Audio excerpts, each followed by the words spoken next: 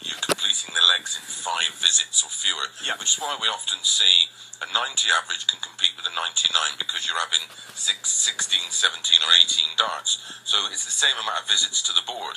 Where if someone's averaging, mid-90s, they get beat quite comfortably by someone averaging 105 because they get shots at 1-2-1. We often say it in commentary, they're always a throw behind. Yeah, no, it's interesting stuff. Now, you may, if you follow the dance scene closely, you may be aware that this year has essentially seen a new innovation. It's live data coming off the multi-board tournaments, so the Pro Tour events, and we've also seen here in the multi-board room earlier on in the UK Open these little gizmos being used by the markers, by the chalkers. Now, it looks simple enough, but it offers a whole wealth of data, doesn't it? Yeah, absolutely. It does away with the opportunity for there to be mistakes. There can't be any mistakes using the system.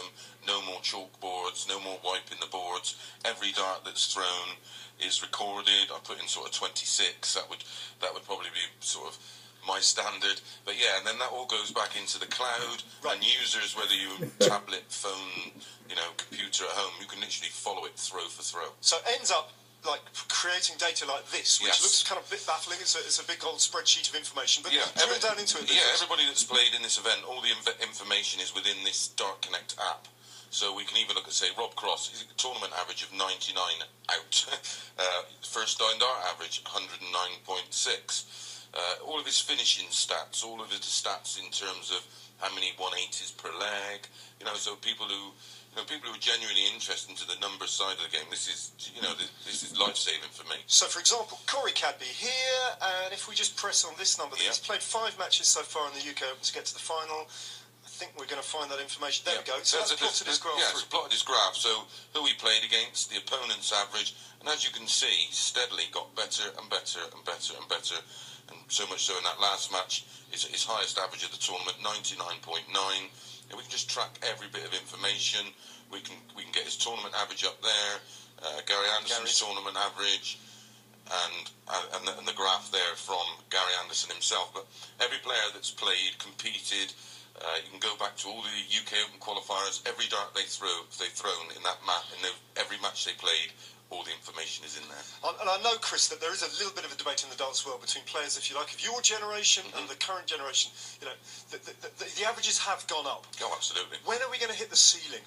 In 10 years' time, are we going to be talking regularly about players getting 115, who knows, 120 averages? Yeah, well, dartboards, the difference in target area is about 12%. So even back in the day, people like Bristow, Deller, Lowe, they were in 100 averages. So if you sort of put just 10% on that, they'd be averaging 110. But back then, the sort of cut-off mark, was around 90. Anything over 90 was deemed exceptional. Now it's 100. But darts is the only sport in the world where it's actually being made easier for the players. Think about snooker, they make the pockets tighter. Dartboards are bigger, some 12%. And it's a double-edged sword because the crowd want to see the 180s and the big finishes. So, if you make it smaller, will the game be as attractive? I'd like to see it be, 12% smaller than what we played on. Same old. It was harder in our day. It was. Tougher school. I think Bill Shankly once said that football is a simple game, and so too is darts, but I hope we've just made it a little bit more complicated. We understood every word. I love the fact that Chris described that gadget as life-saving.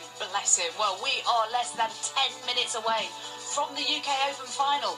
Join us in just a few moments here on Itv4 to find out who will be crowned UK Open champion for the very first time.